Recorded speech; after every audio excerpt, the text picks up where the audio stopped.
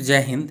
आज हम लोग देखेंगे कि कैसे अंग्रेजों ने बंगाल पे अधिग्रहण किया, यानी कि बंगाल पे अंग्रेजों का अतिक्रमण कैसे हुआ उसको हम लोग समझेंगे। तो 1756 ईस्वी में जब अलीवर्दी खान की मृत्यु हो जाती है तो बंगाल का गवर्नर यानी कि सूबेदार बनता है आपका सिराजुद्दौला। अलीवर्दी खान की मृत्यु के बाद बनता है सिराजुद्दौला।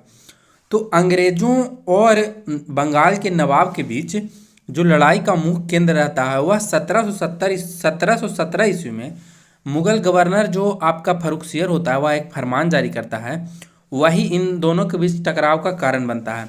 इसमें था क्या कि बंगाल में मात्र 3,000 रुपये वार्षिक अदा करने पर कंपनी को उसके समस्त व्यापार में सीमा शुल्क से मुक्ति और कंपनी को इस क्षेत्र में वस्तुओं की आवाजाही पर हस्ताक्षर जारी करने का भी अधिकार दे दिया गया था। यानी कि 3,000 रुपया दीजिए और व्यापार कीजिए। लेकिन इससे जानते हैं क्या होता था, कंपनी के जो अधिकारी रहते थे इसका प्रयोग निजी व्यापार के लिए भी करने लगे थे, जिससे कि नवाब को काफ़ी राजस्व की क्षति होती थी।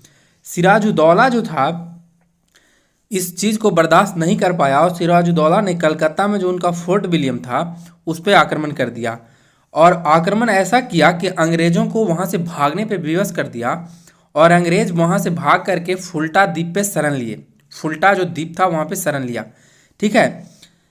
और ऐसा कहा जाता है कि अंग्रेज एक कॉन्स्पिरेंसी देता है कि यहीं पे एक ब्लैक होल की घटना का वो लोग बात करता है कि सिराजुद्दौला ने क्या किया कि एक ही हॉल में बहुत सारे लोगों को, करीब करीब 146 लोगों को कैद कर दिया, लेकिन उसमें से जिंदा मात्र 23 लोग ही बचा।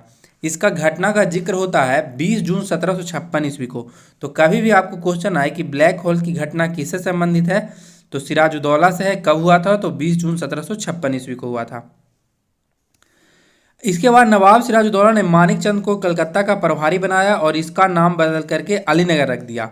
लेकिन मानिकचंद ने रिश्वत लेकर किला अंग्रेजों को सौंप दिया। मानिकचंद यहाँ पे दगाबाजी कर देता है। तो यहाँ पे क्लाइव द्वारा फ्रांसीसी बस्ती चंदनगर पर विजय के उपरांत बंगाल में अंग्रेजों की स्थिति और मजबूत हो गई। अतः सिराजुद्दौला को अलीनगर की संधि करने के लिए विवश होना पड़ा। अंतिम में सिराजुद्दौला अलीनगर की संधि के लिए विवश होता है 9 फरवरी 1757 ईस्वी को। अलीनगर की संधि के फलस्वरूप अंग्रेजों को कोलकाता की किलाबंदी करने, सिक्का ढालने का अधिकार तथा नवाब द्वारा युद्ध में हुई क्षतिपूर्ति का वचन दिया गया तथा दोनों पक्षों ने भविष्य में शांति रखने का वादा किया।